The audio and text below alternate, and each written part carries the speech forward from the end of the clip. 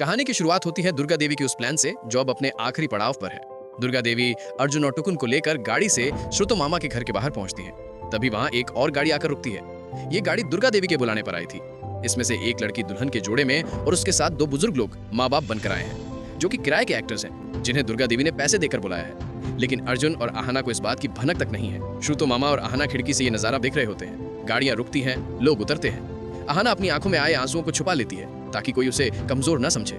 उधर अर्जुन गाड़ी से उतरता है, लेकिन उसकी नजरें ना तो सजावट पर है और ना ही उस नई नवेली दुल्हन पर। उसकी बेचैन आंखें सिर्फ और सिर्फ आहना को तलाश रही हैं। वो बार बार घर के दरवाजे की तरफ देख रहा है। इसके बाद शुरू होता है दुर्गा देवी का असली मास्टर प्लान। रस्में शुरू हो जाती हैं। दुर्गा देवी को पूरा यकीन था कि फेरे लेने से पहले या वरमाला के वक्त अर्जुन या आहना में से कोई ना कोई तो आगे बढ़कर इस शादी को रोक ही देगा।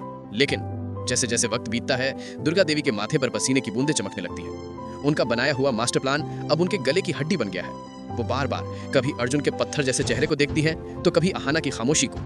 उनके दिल में तूफान चल रहा है। हे भगवान, ये दोनों चुप क्यों हैं? अर्जुन शादी के लिए मना क्यों नहीं कर रहा? आहना दौड़कर इसे रोकती क्यों नहीं?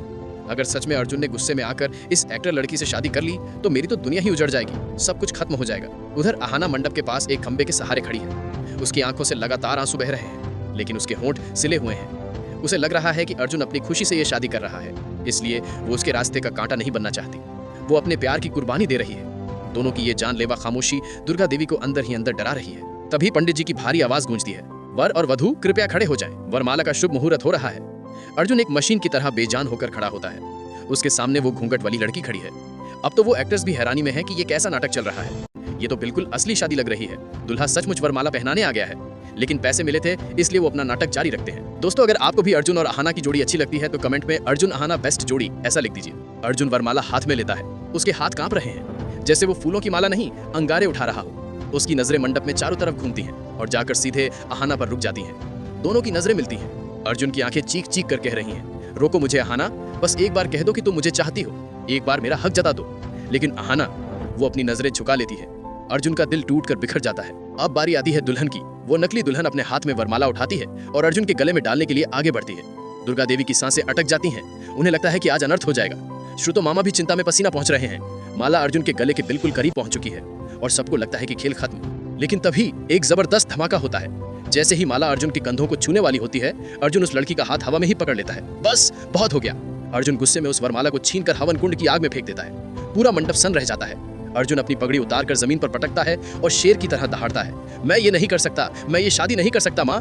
मैं अपनी और इस लड़की की दोनों की जिंदगी बर्बाद नहीं कर सकता। मैं किसी और का नहीं हो सकता। अर्जुन मंडप से नीचे उतरता है और सीधे आहना के पास जाता है। वो आहना के दोनों कंधे पकड़कर उसे जोर से झिझकोड़ता है और रोते हुए कहता है, तुम चुप क्यों हो आहना? तुम देख रही हो मैं किसी और का होने जा रहा हूँ और तुम्हें फर्क नहीं पड़ता? क्यों पत्थर बनी खड़ी हो? भाड़ में गई दुनिया, भाड़ में गई रस्में। मैं सिर्फ तुमसे प्यार करता हूँ और मरते दम तक तुम्हारा ही रहूंगा। अर्जुन का ये प्यार और पागलपन देखकर दुर्गा देवी की जान में जान आती है। उनके चेहरे पर सुकून की मुस्कान लौट आती है। लेकिन कहानी यहाँ खत्म नहीं होती। अर्जुन के इतना कहने के बाद भी आहना का स्वाभिमान उसे बोलने नहीं देता। वो अब भी चुप रहती है। उसे लगता है कि कहीं ये सब अर्जुन का एहसान तो नहीं। ये देखकर दुर्गा देवी का सब्र टूट जाता है। वो गुस्से और हक के साथ आगे बढ़ती है। वो आहना का हाथ पकड़ती हैं और उसे खींचकर अर्जुन के बाजू में मंडप पर बिठा देती हैं। दुर्गा देवी कड़क आवाज में कहती हैं, बस, बहुत हो गया तुम दोनों का ड्रामा। मैंने अपनी आंखों से देखा है कि तुम दोनों एक दूसरे के बिना कैसे तड़प रहे हो, कैसे मन ही मन रो रहे हो। अब ये नाटक बंद करो। ये कोई दूसरी शादी नहीं बल्कि तुम दोनों का ही पुनर्मिलन है। चुपचाप शादी करो और अपनी जिंदगी की नई शुरुआत करो। ये माँ का आदेश है। और दोस्तों, इसी के साथ दो बिछड़े हुए दिल हमेशा के लिए एक हो जाते हैं। तो दोस्तों, आखिरकार दुर्गा देवी के रिस्क ने घर को उजड़ने से बचा लिया। हमारे चैनल टेलीप्लेयर को सब्सक्राइब करें। मिलते हैं अगले वीडियो में।